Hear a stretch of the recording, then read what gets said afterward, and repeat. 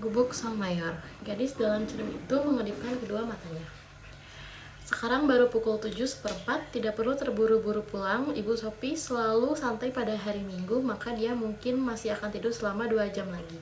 Haruskah dia masuk lebih jauh ke dalam hutan dan berusaha menemukan Alberto Knox? Dan mengapa anjing itu menggeram kepadanya dengan begitu galak? Sophie bangkit dan mulai melangkah di jalan yang dilewati Hermes. Dia membawa amplop coklat dengan halaman-halaman dipenuhi penjelasan tentang Plato di tangannya. Setiap kali jalan bercabang, dia mengambil jalan yang lebih lebar. Burung berkicau di mana-mana, di pepohonan, di udara, di semak-semak, dan belukar. Mereka sibuk dengan tugas pagi. Mereka tidak mengenal perbedaan antara hari Minggu dan hari kerja. Siapa yang pernah mengajari mereka untuk melakukan semua itu? Apakah ada sebuah komputer kecil di dalam tubuh mereka masing-masing yang memprogram mereka untuk melakukan hal tertentu? Jalan itu menanjak ke arah bukit kecil, lalu menurun tajam di antara pohon-pohon cemara yang tinggi. Hutan begitu lebat sehingga dia hanya dapat melihat sejarak berapa meter di sela pepohonan. Tiba-tiba dia melihat sesuatu yang berkilau di antara batang-batang pohon cemara. Itu pasti sebuah danau kecil. Jalan itu memutar ke arah danau, tapi Sophie menerobos di antara pepohonan. Tanpa benar-benar mengetahui apa sebabnya, dia membiarkan kakinya menuntunnya. Danau itu tidak lebih besar daripada lapangan sepak bola. Di seberang, dia dapat melihat sebuah gubuk bercat merah di atas tanah terbuka yang dikelilingi oleh pepohonan birkin perak. Gumpalan asap tipis naik dari cerobong asap. Sophie turun ke tepi air. Air itu sangat berlumpur di banyak tempat, tapi kemudian dia melihat sebuah perahu duyung. Perahu itu sudah agak ke tengah air. Ada sepasang dayung di dalamnya. Sophie melihat sekeliling dengan usaha apapun. Mustahil dia bisa menyeberangi danau menuju gubuk merah itu tanpa membuat sepatunya basah. Dengan yakin dia mendekati perahu itu dan mendorongnya ke dalam air. Lalu dia naik memasang dayung pada kunci dayung, lalu mulai mendayung menyeberangi danau. Perahu dengan cepat sampai di tepi seberang. Sophie turun dan berusaha untuk menarik perahu di belakangnya. Tepian di sana jauh lebih curam dibandingkan dengan seberangnya. Dia menengok ke belakang hanya sekali sebelum berjalan menuju gubuk. Dia sungguh heran dengan keberaniannya sendiri. Bagaimana dia dapat seberani ini? Dia tidak tahu. Seakan-akan suatu mendorongnya. Sophie menuju pintu dan mengetuk. Dia menunggu sebentar, tapi tidak ada yang menghanyut. Dia mencoba memutar pegangan pintu dengan waspada, dan pintu pun terbuka. "Halo," dia berseru. "Ada orang?" Dia masuk dan mendapati dirinya berada di ruang duduk. Dia tidak berani menutup pintu di belakangnya. Jelas ada seseorang yang tinggal di sini. Sophie dapat mendengar kayu mendedas di tungku tua. Seseorang berada di sini belum lama ini. Di atas sebuah meja makan besar terletak mesin ketik, beberapa buku, sepasang pensil, dan setupuk keras. Sebuah meja yang lebih kecil dan 2 kursi berdiri dekat jendela yang membuka ke arah danau. Selain itu, hanya ada sedikit sekali perabot meskipun satu dinding penuh ditutup dengan rak-rak yang syarat buku. Di atas peti berlaci tergantung sebuah cermin bulat dengan figuran kuning yang berat. Benda itu tampak sangat kuno.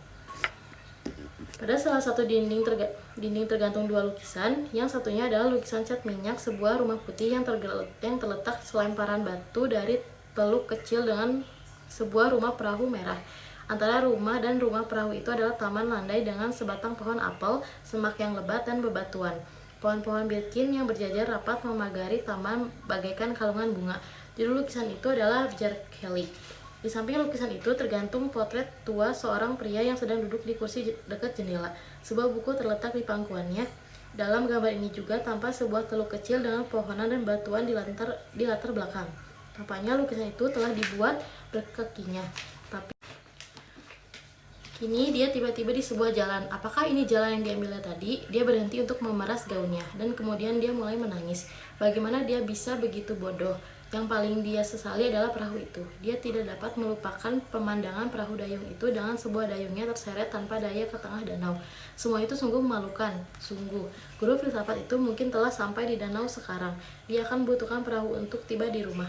Sophie nyaris merasa dirinya bagaikan seorang penjahat, tapi dia tidak dapat melakukan hal itu dengan sengaja. Amplop itu barangkali lebih buruk lagi. Mengapa dia mengambilnya? Sebab namanya tertera di situ. Tentu saja, maka akan dikatakan bahwa itu miliknya. Tapi meskipun begitu, dia merasa dirinya seperti seorang pencuri. Lagi pula, dia justru memberikan bukti bahwa dialah yang tadi datang ke sana. Sophie menarik keluar sebuah catatan dari amplop. Bunyinya, "Mana yang ada lebih dulu, ayam atau ayam ide? Apakah kita dilahirkan dengan ide-ide bawaan, Apakah perbedaan antara tanaman, binatang, dan manusia? Mengapa hujan turun? Apa yang dibutuhkan untuk menjalani kehidupan yang baik? Sophie tidak mungkin dapat memikirkan pertanyaan-pertanyaan ini sekarang. Namun dia mengira bahwa semua itu ada kaitannya dengan filosof berikutnya. Kalau tak salah namanya Aristoteles. Ketika akhirnya melihat pagar tanaman setelah lama berlari melintasi hutan, dia merasa seperti sedang berenang ke pantai setelah kapalnya tenggelam. Pagar tanaman itu tampak lucu dari sebelah sini. Dia tidak melihat arloji sampai dia tiba merangkak ke dalam sarang.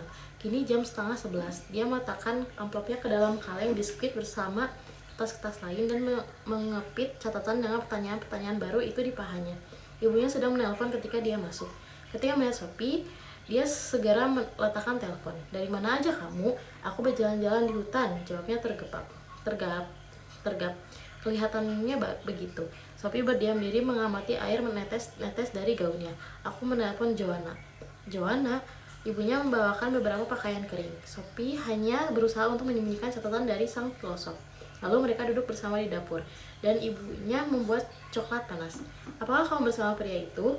"Pria itu?" Sophie hanya dapat memikirkan guru filsafatnya. "Dengan dia, ya, dia kelincimu."